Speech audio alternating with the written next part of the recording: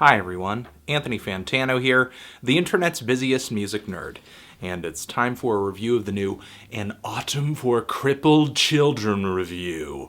Try not to destroy everything you love. This is the fourth full-length LP that hails from an experimental metal outfit that hails from the Netherlands. They've been dropping a new album every year since 2010. This band started as a really depressive black metal outfit with a super noisy and claustrophobic recording. And even though that recording style has stuck with them on each new release, that hasn't really stopped them from experimenting with sound and additional instrumentation like strings and synths. The strings played an especially big role on their last full-length LP, and I think these guys have grown compositionally as well, writing songs that are a lot less dismal. This record is pretty rich with melodies that are triumphant occasionally, or even pretty and sweet on the ear despite the recording and the vocals on top of this instrumentation being so harsh. Typically, I don't really mind the grating, harsh, wretched black metal vocal style, but I do wish the singing brought some more variety to the table on this record, and I wish it wasn't so buried in the mix on numerous songs here too. But still, how claustrophobic the recording on this record is, it brings a bit of a unique challenge. It's interesting to see how magnum of an opus the band can pack into such a tiny space with guitars and drums and vocals and strings and synths all clashing against one another violently. However, it's not like the mix or the way this recording was assembled is messy. The band makes room for essential sounds when they need to, like the wispy string melodies that pop in on the song Never Complete. As soon as those introduce themselves, it seems that everything else is absolutely quiet so that you can hear the theme melody that they are introducing. And even though the sound of this track is really lo-fi, it doesn't stop this musical moment from feeling so huge and cinematic. It's like watching autumn leaves fall dramatically in slow motion as someone who you've loved so much for a good chunk of your life is walking away into the distance. Some tracks here feature some really innocent chiming piano chords that kicks the song off and really sets a fragile tone, like on the song Sepia Mountains for her lament. These pianos play through the introduction until basically a wall of guitars comes down and crushes them, after which the band moves through all these slow, fuzzy guitars, and I think with how beautiful and delicate and grainy some of the sounds are on this record, a lot of people are going to hear what's going on with this LP and compare it instantly to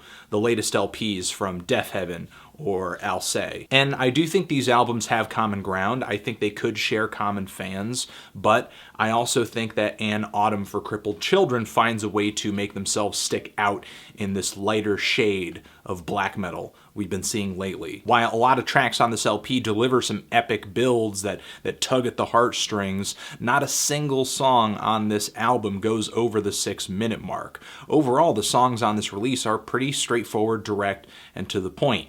And these guys pack just about as much detail into their songs as the other two artists I just mentioned, but they stick so passionately to that lo-fi aesthetic. And I think this band actually experiments a little bit more with genre than it would seem simply on the surface of these tracks too. For example, with the really strong, icy synths and the driving bass and drum groove on the opening track here, the only thing that is stopping this song from being a post-punk track are the vocals. There are a lot of moments on this LP, though, that drink from that BLACKGAZE punch bowl as well. Really thick walls of instrumentation swirling into itself. Really dreamy, harsh, but seductive. And the band manages to build the tension really high with guitars, strings, keyboards, and drums just playing more and more intensely as the track moves along. Songs like The Woods Are on Fire and Never Complete. And these tracks feature some really memorable melodies too. However, I do get let down a little bit by some of the songs here when I feel like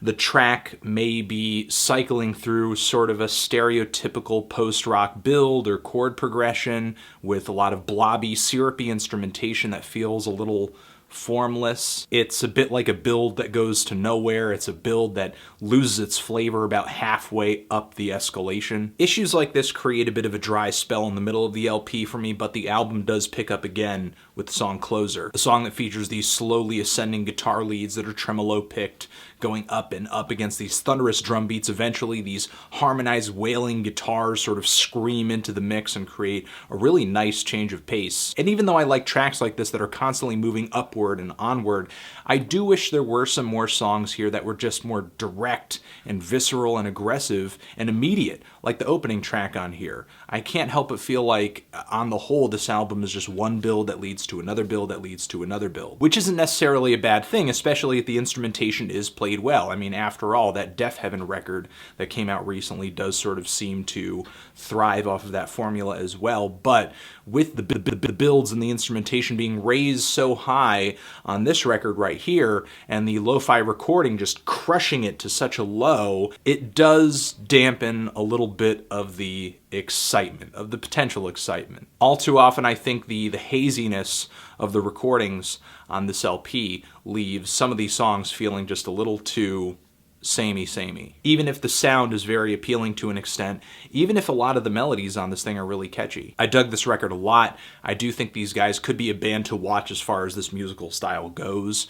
I'm feeling a light to decent 7 on this thing. Transition, if you've given this record a listen, what did you think of it? Did you love it? Hate it? Why? What do you think I should review next?